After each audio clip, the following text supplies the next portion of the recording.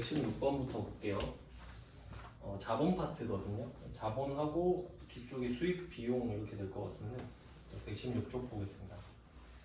재화의 판매로 인한 수익 인식의 조건.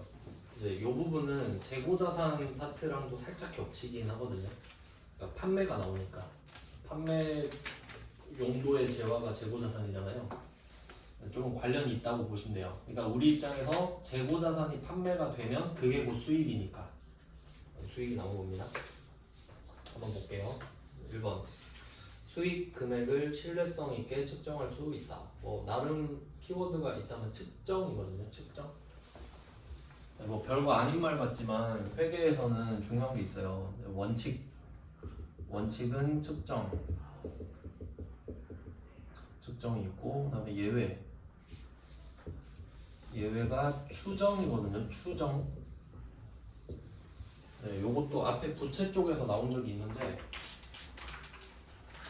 뭔지 한번 볼게요. 측정과 추정이 뭐가 다른지 한번 볼게요. 그 부채로 가정을 하면은 그 부채가 나갈 돈이잖아요. 그러면 부채가 얼마가 언제 나간다. 그게 정확하게 측정이 되는 거예요. 얼마 언제. 언제 얼마가 나간다. 그러니까 이게 부채예요. 측정이 되잖아요. 언제 얼마 나가는 거 측정이 되죠. 근데 예외적인 게 있었단 말이에요. 그 퇴직급여 충당부채라고 직원이 우리 회사에 입사를 하면 언젠가 퇴사하죠. 그럼 퇴직금 줘야 되죠. 그럼 이 사람 퇴직금 얼마 주지? 계산해 보니까 퇴사를 해야 알지. 그럼 이거 알려고 퇴사를 시키기는 좀 그렇죠? 그러니까 이 사람이 1년 근무할 때마다 내가 생각은 해야 될 거 아니에요. 그러니까 이 추정은 뭐냐면 그냥 나간다죠. 언젠간 나간다죠. 언젠간. 그럼 언젠가 나가는 거니까 얼마 나가는지도 모르잖아요. 오래 있을수록 더 많이 갖고 갈 거 아니에요. 근데 이게 약간 추정인 느낌이에요. 그래도 돈이 나가긴 나갈 거니까 추정을 좀 해놓자 이런 느낌이지. 그러니까 차이 아시겠어요? 그러니까 측정이 원칙이니까 측정할 수 있다가 나오는 겁니다. 그러니까 여기서 그 수익 금액을 신뢰성 있게 측정한 거는 판매 금액 정도라고 보시면 되겠습니다. 판매 금액. 그러니까 내가 이 돈을 받을 거다. 그걸 측정할 수 있냐고. 원가가 나와야 매가도 정할 수 있겠는데 그 매가를 정했냐 이거예요. 맞는 내용이고요. 그 다음에 2번 경제적 효익의 유입 가능성이 매우 높다 이렇게 돼 있는데 이것도 뭐 나름 매우 높다가 포인트라고 할 수 있는데 그 막 공무원 시험 같은 거 있잖아요. 좀 문제 더럽게 내는 거 변별력 시험 같은 경우는 여기서 그냥 높다 이렇게 됩니다. 그럼 매우 높다가 답이니까 틀린 거지 뭐 그런 식으로 내는데 우리한테는 그렇게는 안 하고요. 그냥 매우 높다가 나와야 돼요. 그러니까 돈이 들어올 것 같다 이런 느낌이죠. 물건을 팔았을 때 돈이 들어올 확률이 높다 이런 거잖아요. 근데 왜 100% 들어온다라고 말을 못 하냐면 대손이 있잖아요. 못 받을 수도 있죠 돈. 그러니까 매우 높다 정도가 되고요. 그 다음에 세 번째 이게 좀 중요한데 유의적인 위험과 보상 이거 표시할게요. 유의적인 위험과 보상.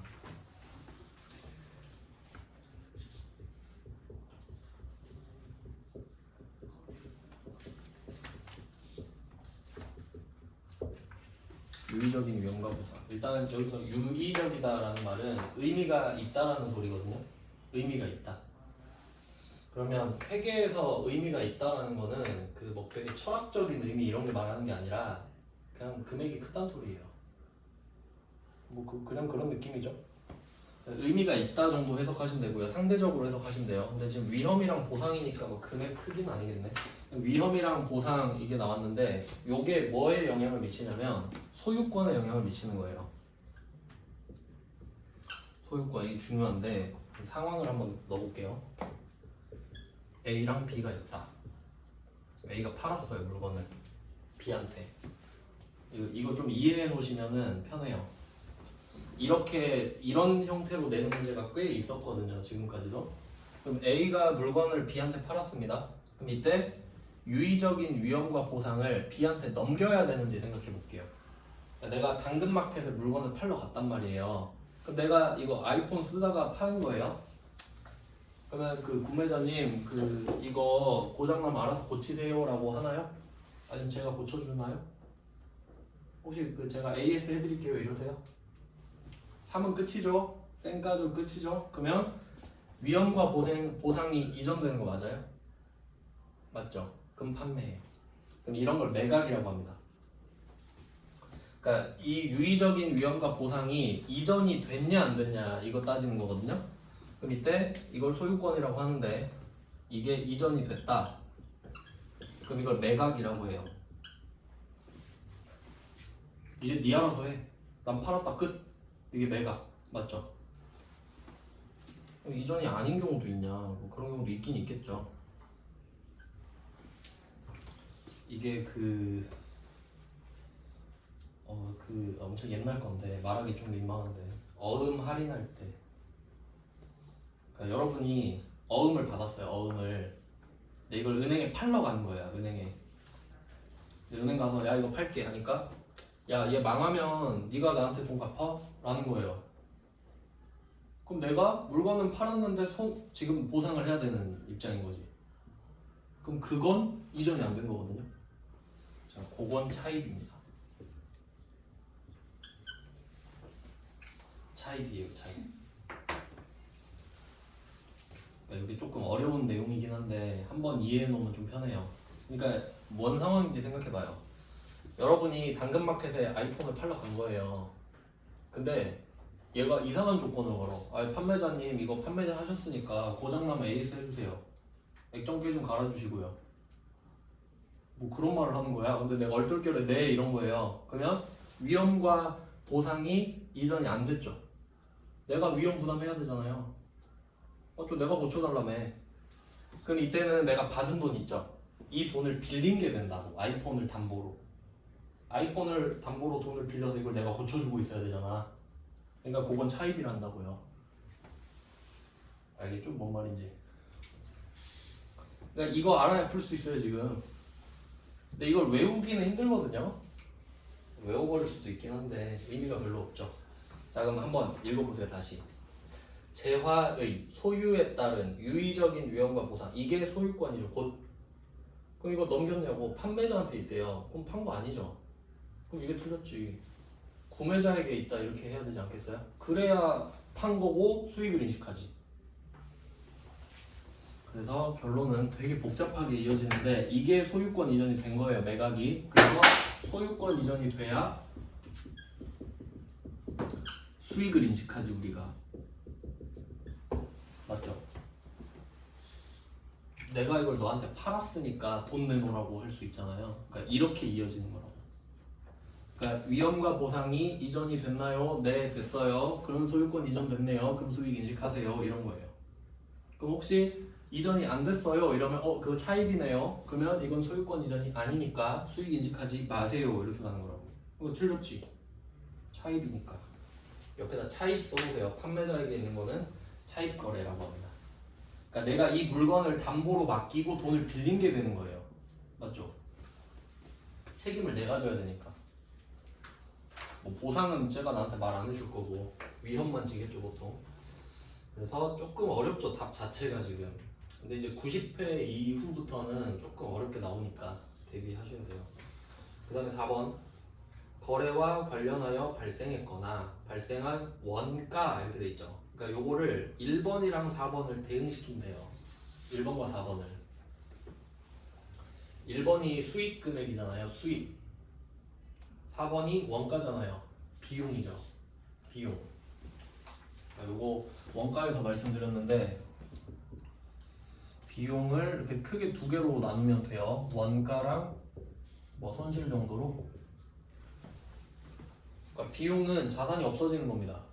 자산이 없어지면 비용이라고 하죠. 그럼 이때 영양가가 있는 비용은 원가라 그러죠. 그러니까 내가 이 돈을 쓴 게 돈을 벌어주는 거야. 그럼 원가. 근데 그냥 없어진 건 손실이죠. 네, 그러니까 원가는 비용으로 해석하면 되잖아요. 맞지? 영양가 있는 비용. 그럼 1번은 수익, 4번은 비용. 맞죠? 그럼 둘 다 측정할 수 있어야 되는 거 맞죠? 이렇게 되는 거지.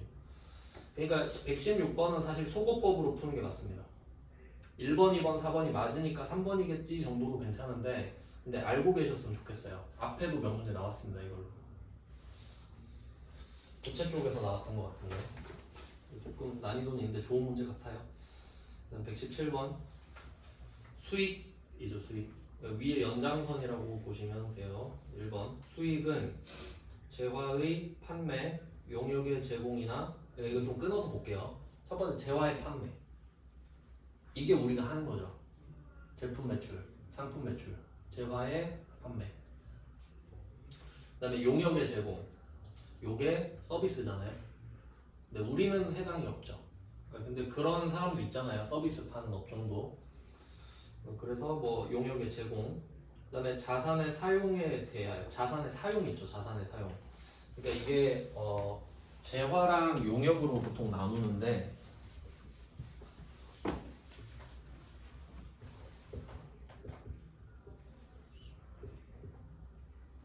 재화는 뭐 머천다이즈나 굿즈 정도로 해석하고 용역은 서비스라고 해석하는데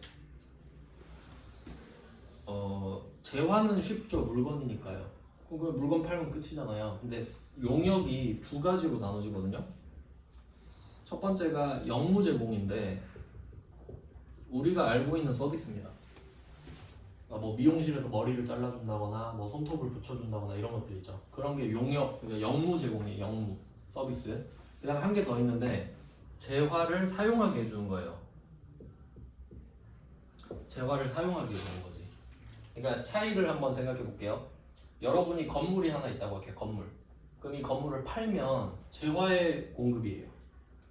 맞죠? 건물 팔았으니까. 근데 이 건물을 세를 줘. 월세 받고 살게 해주는 거. 그럼 사용하게 해주죠. 이건 서비스지. 아시겠죠? 차이?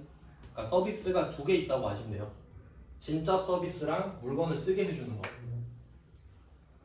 그러니까 뭐 특허 같은 거 내가 내놓고 쓰게 해주는 거 그런 것도 서비스에 해당할 수 있는 거죠. 그러니까 이렇게 크게 묶어놓은 거예요. 재화의 판매, 용역 제공, 자산의 사용 이렇게 돼 있잖아. 그러니까 결론은 돈 벌 수 있는 거 다 갖다 붙여놓은 거죠.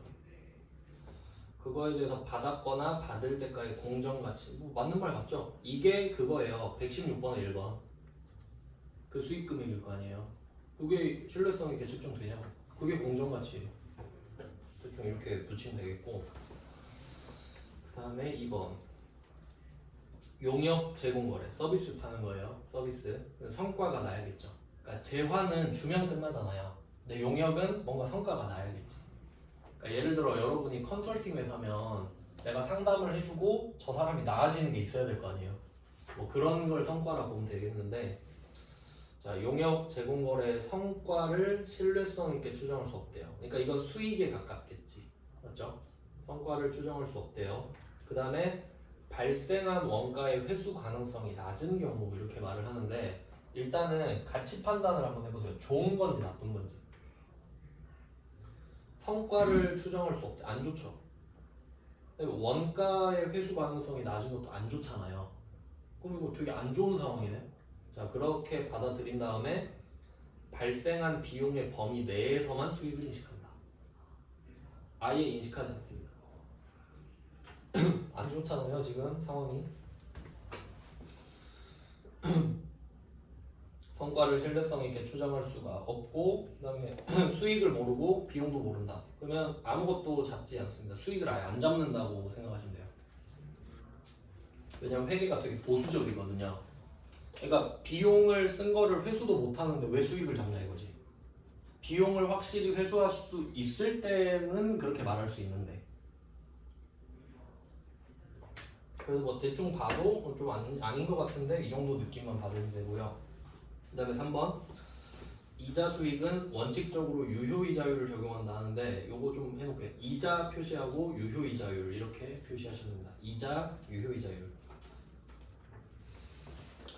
이 유효이자율이라는 거는 그 뒤에 율이 있으니까 퍼센테이지인데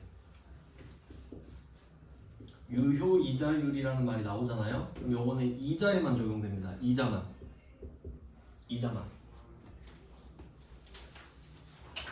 그리고 조금 더 정확하게 하면 사채까지 말하면 제일 좋아요.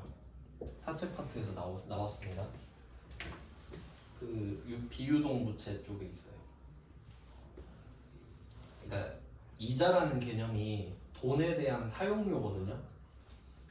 그러니까 만약에 여러분이 뭐 건물을 빌려 쓴다, 차를 빌려 쓴다, 차 렌트한다, 뭐 건물 월세 낸다 이런 경우 있잖아요. 사용한 대로 돈을 주는 거죠. 근데 내가 돈을 빌릴 수도 있잖아요. 그럼 돈을 사용한 대가를 주는 거지, 이자를. 그거거든요. 그러니까 그 이자는 유효 이자율로만 적용을 시킨단 말이죠. 네, 맞는 말이고요. 그 다음에 4번. 성격과 가치가 유사한 재화나 용역 간의 교환.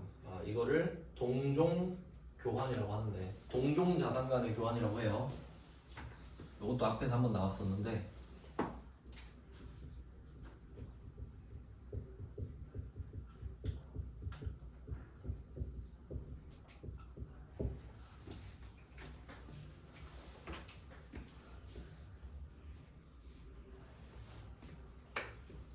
네, 이 동종 자산 간의 교환 이렇게 해석하셔야 돼요. 그러니까 말을 계속 바꿔서 말하는데, 예를 들면 우리 회사에 그 소나타가 있어요. 소나타 그 최신 그 매기 같이 생긴 거 있죠. DNA 그 소나타가 있어요. 깡통.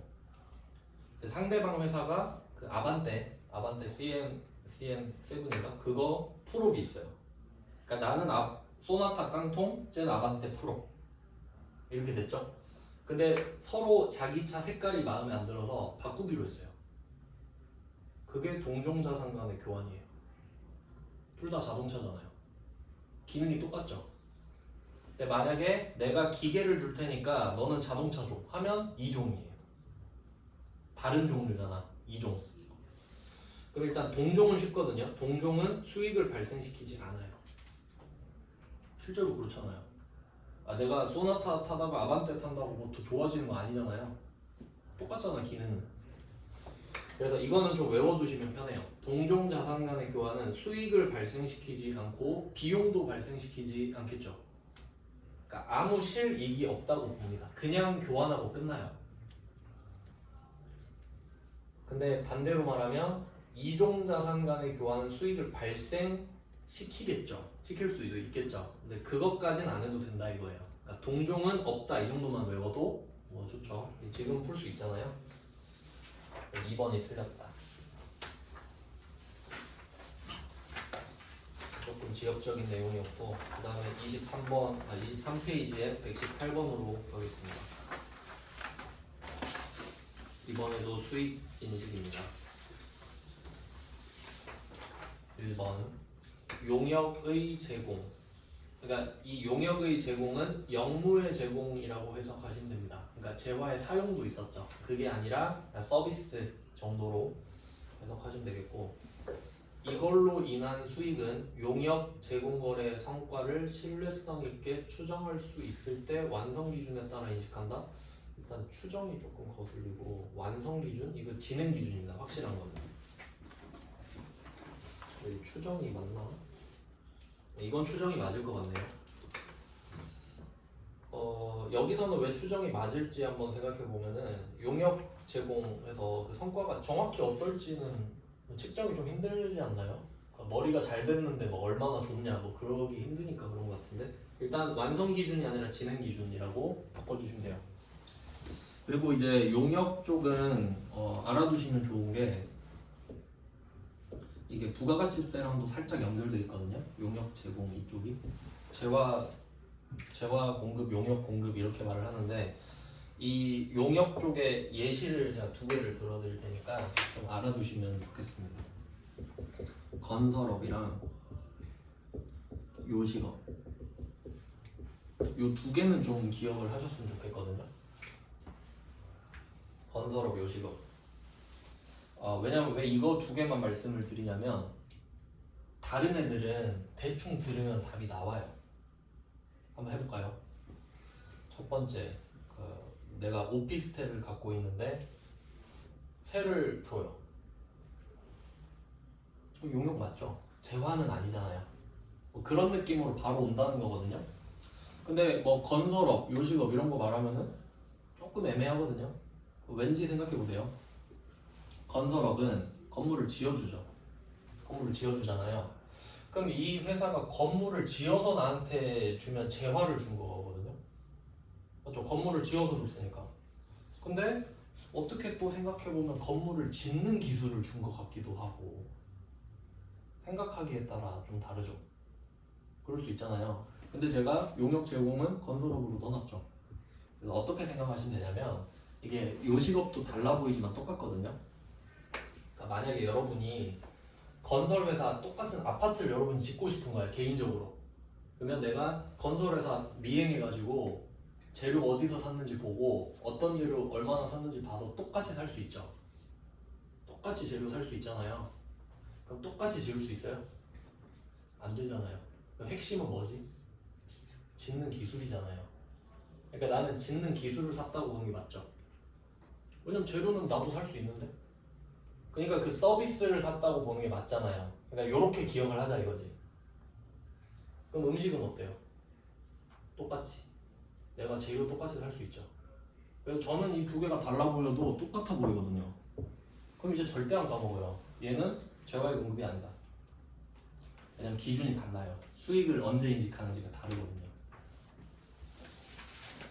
하여튼 뭐 그런 정도로 기억을 하시면 되고, 그러면 건설업 나왔으니까 딱 생각해보세요. 건설업. 그러면 건물 짓는데 보통 2, 3년 걸리니까, 그리고 완성 기준 하잖아요. 그러면 건물이 3년 걸린다 이거예요. 3년. 그러면 1년 차, 2년 차는 수익이 없습니다. 맞아요? 완성 기준이라며. 그럼 3년 차에 완성되잖아요. 그럼 수익을 3년 차에 다 잡아라 이거지. 그럼 1년 차, 2년 차는 수익이 없잖아요. 그러면 돈 못 빌려요. 수익이 없잖아.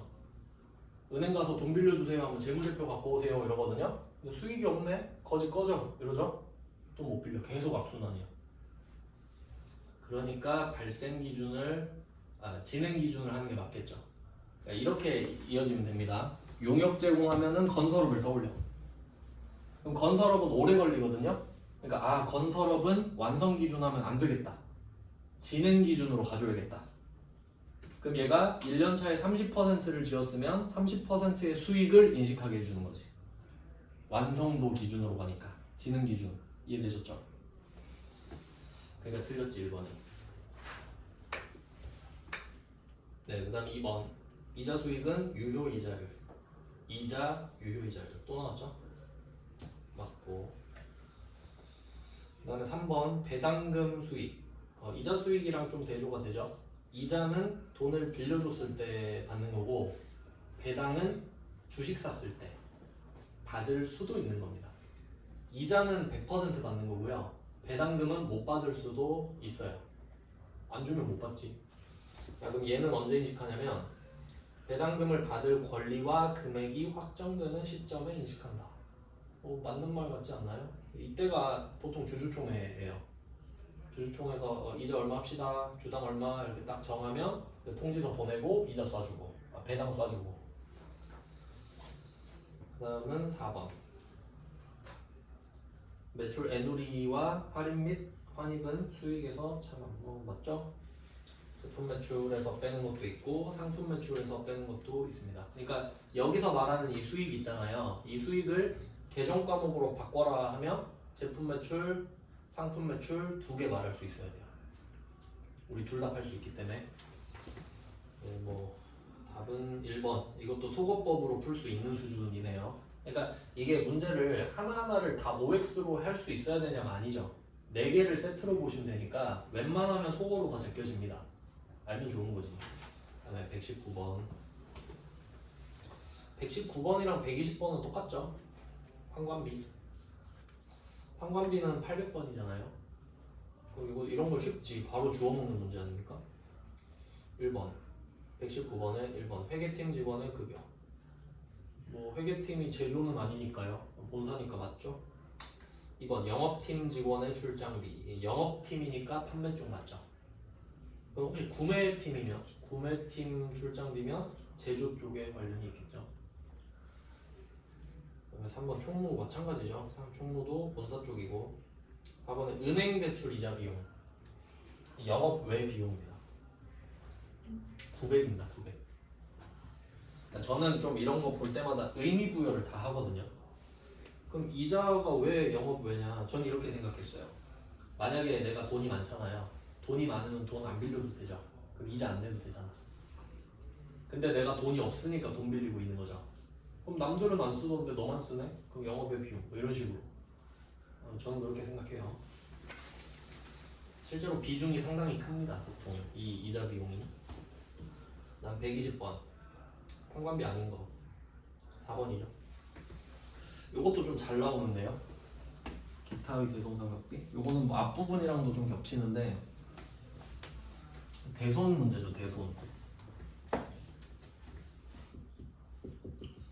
대손은 그 채권을 못 받는 거잖아요. 채권. 그러니까 이 대손이라고 하는 거에 정의를 먼저 하셔야 돼요. 금전 채권이 뻥난 겁니다.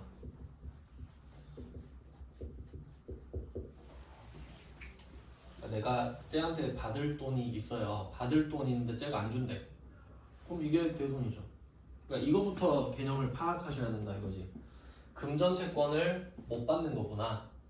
그럼 금전 채권은 자산이잖아요. 그럼 자산이 없어지는 거니까 비용 처리가 돼야겠죠.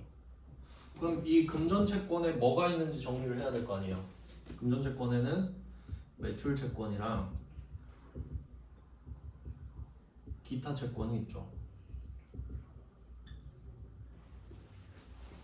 그러니까 지금 돈 받을 권리인데 물건을 팔아서 돈을 받을 거냐 아니면 뭐 빌려줘서 받을 거냐 이렇게 나눠지겠죠. 그러면 매출 채권을 회수를 못했다. 그럼 비용 처리를 뭘로 할래? 하면 800번 대손삼각비. 800번 대손삼각비. 그 다음에 기타 채권은 900번 기타의 대손삼각비.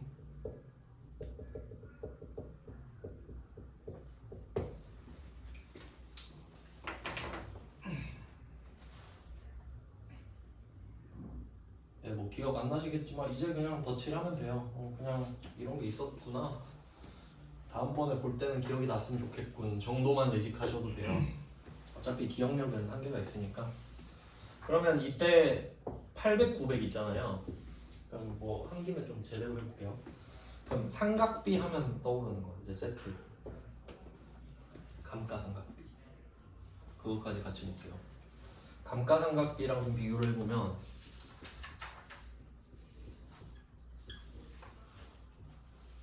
감가상각비는 500번이랑 800번으로 나뉘거든요.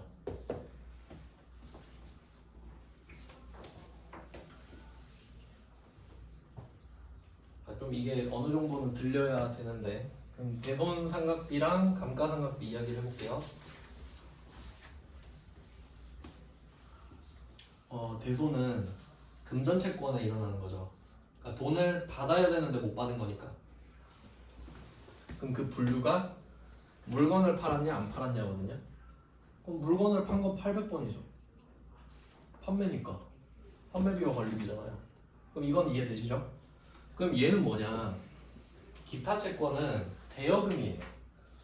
뭐 미수금도 있는데 한번 상식적으로 생각해 볼게요. 매출 채권은 영업부에서 매출 채권을 얻어오죠. 영업부에서 계약 성사시키고 돈 받고 하는 거잖아요. 근데 우리 회사한테 대여금이 있어요. 그럼 이거 영업사원이 가갖고 돈 빌려줬을까? 그럴 리 없죠. 뭐 저기 경영진이나 뭐 그렇게 빌려줬겠지. 그럼 돈을 빌려줘서 못 받은 거예요. 그럼 영업부 책임인가요? 아니잖아요. 그냥 기타 이렇게 빼는 거지. 너네 잘못 아니다라고. 그럼 여기서 포인트는 500번이 안 나온다죠. 제조가 지금 상관이 있나요? 제조는 열심히 물건 만든 죄밖에 없는데. 그러니까 여기다가 제조 원가를 넣으면 안 되죠. 돈을 못 받은 거는. 그러니까 500번이 없어요. 이해됐죠? 그러니까 물건을 판 거냐 안 판 거냐 이렇게만 나누지. 그 다음에 감가상각비. 삼각비 시리즈잖아요. 그럼 얘는 감가상각비는 전제 자체가 유형자산이죠. 유형자산만 감가상각하잖아요. 무형자산은 상각하고요. 그럼 유형자산의 목적이 뭐냐 하니까 사용이거든요. 사용하는 목적이면 이건 영업의 비용이 안 나오지. 사용하니까. 그럼 얘는 공장에서 사용했니? 본사에서 사용했니? 이렇게 가죠. 기타로 사용하는 건 없지. 이렇게 번호가 구성이 되는 겁니다. 그러니까 이름 비슷하다고 똑같은 게 아니죠. 성격을 생각하셔야 된다는 거죠. 그래서 결론은 기타의 대손삼각비. 그래서 이 앞쪽에 어떤 문제가 나온 적이 있냐면 한번 OX 맞는지 생각해보세요. 대손삼각비는 모두 판관비로 처리한다. 대손삼각비는 모두 판관비로 처리한다. 틀렸죠? 기타도 있잖아요. 그러니까 지금 대손삼각비가 개정 과목이 아니란 걸 이해하셔야 돼요. 전체 상황을 이야기하고 있잖아. 그러니까 이게 개정 과목이랑 개념을 왔다 갔다 하면서 내거든요. 이론에서는. 그러니까 그게 문맥상 파악이 되는 거거든요. 그러니까 고지고대로 받아들이면 안 돼. 대손삼각비는 모두 판관비냐? 아 그건 아니지. 기타의 대손삼각비도 대손삼각비인데 이렇게 가야 됩니다. 이론은 조금 더 장난을 더 많이 치니까. 네, 이렇게 봤어요. 판관비. 얘도 소거법으로 풀면 되죠. 그 다음에 121번. 이거 영업이익 계산하라고 하는데 이런 건 계산하는 문제 아닙니다. 영업이익에 중요 표시하시고요.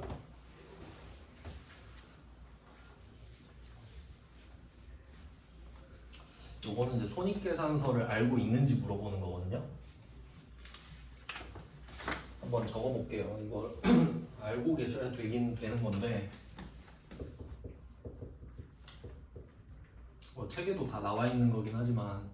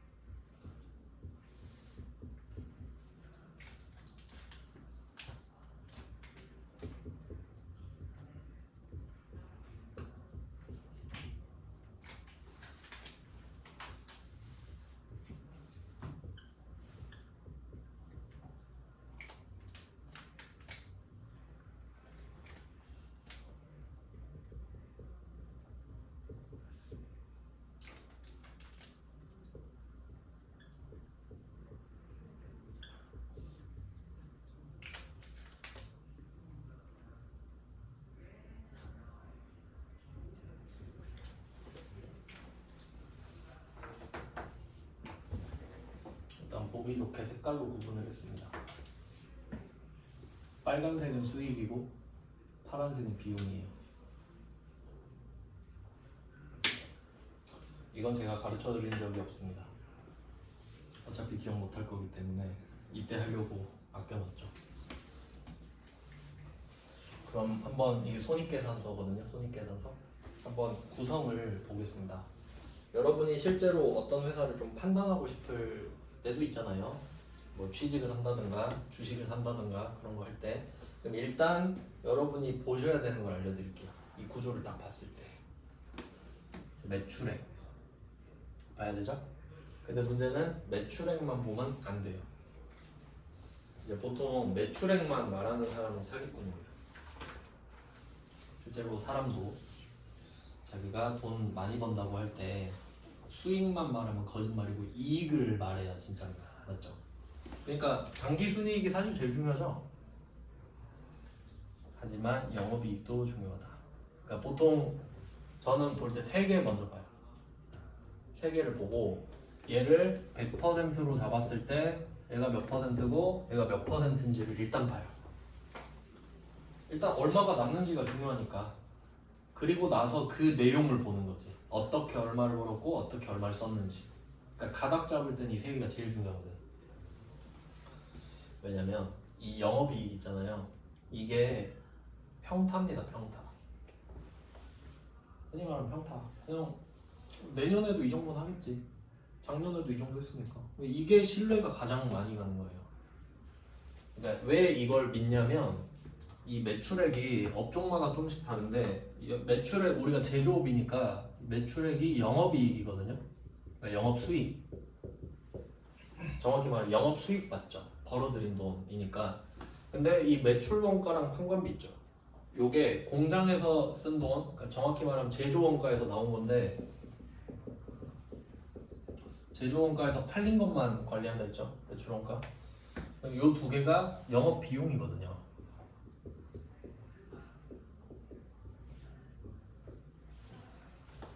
맞죠? 돈 벌려면 공장에서도 돈 쓰고 본사에서도 돈 쓰고 근데 이 돈 쓴 게 매출액을 위해 쓴 거잖아요. 그러니까 영업 수익에서 영업 비용 빼면 영업 이익이 나와야지. 그러니까 이게 가장 기본빵이다 이거죠. 그러니까 너네가 이 정도는 버는구나. 그러니까 가장 신뢰가 가죠 이게. 그리고 이제 그 밑을 보면은 영업 외로 번 돈 있죠. 그러니까 예를 들어 제조업인데 건물이 한 개 남아. 그럼 월세 받는 거죠. 그럼 제조업이 건물이 남아가지고 월세를 받으면 그건 영업은 아니잖아요. 영업은 본업이니까.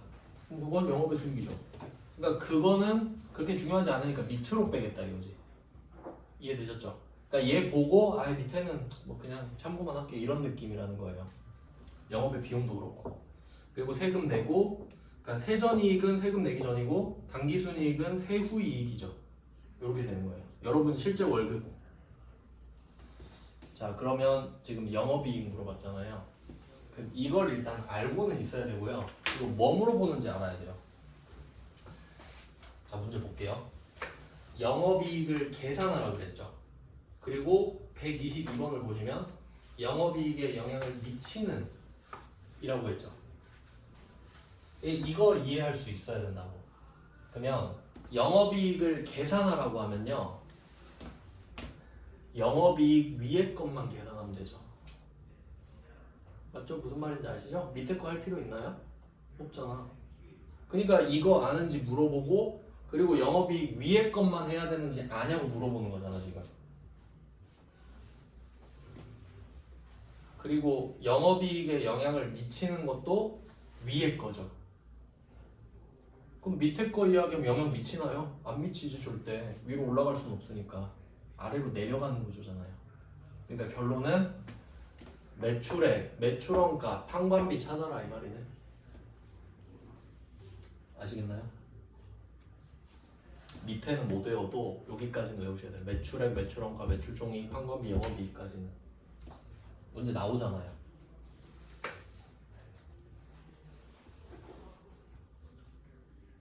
그러니까 이게 외운다기보다는 좀 눈에 익히면서 이해하셔야 되죠.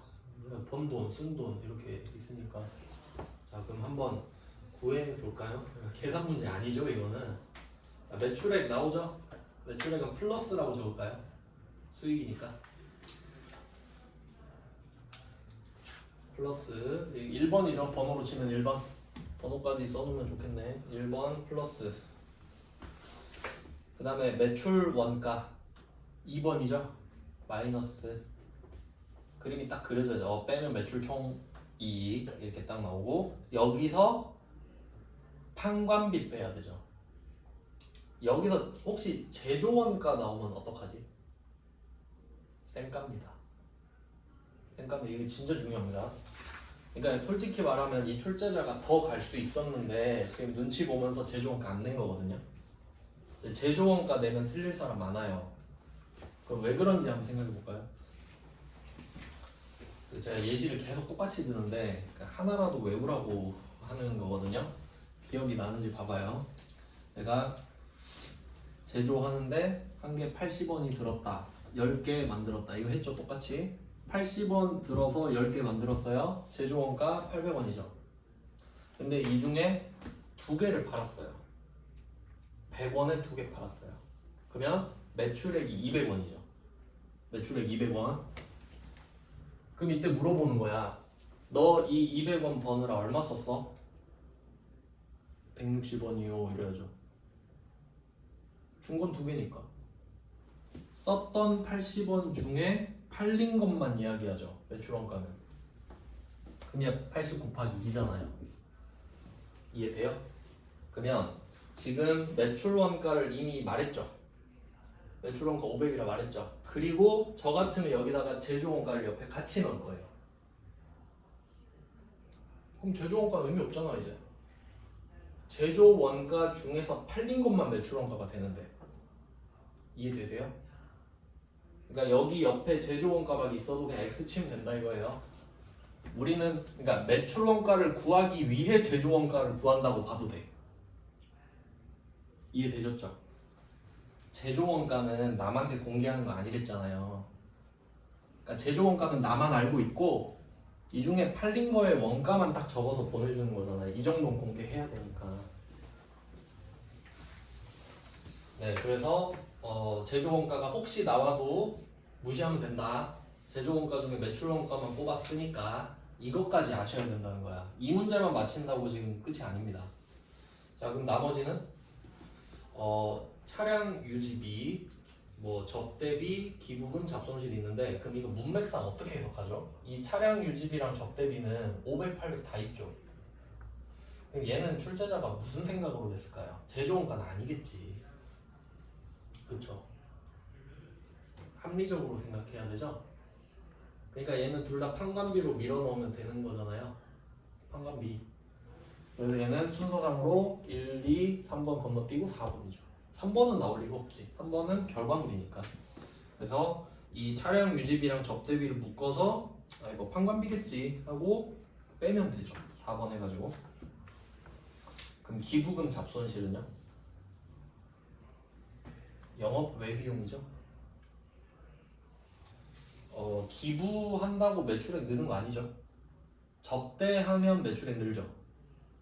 그러니까 접대비는 영업비용이 맞아요. 근데 기부금은 아니에요. 기부는 이미지 좋아지려고 하는 거니까. 기부금은 영업 외 비용이고 잡손실도 마찬가지죠. 영업 외 비용이죠. 그러니까 뭐 이렇게 해서 1억에서 5천 빼고 600 빼라. 그럼 답이 4,400. 계산 문제는 아니고 그냥 항목을 찾는 문제입니다.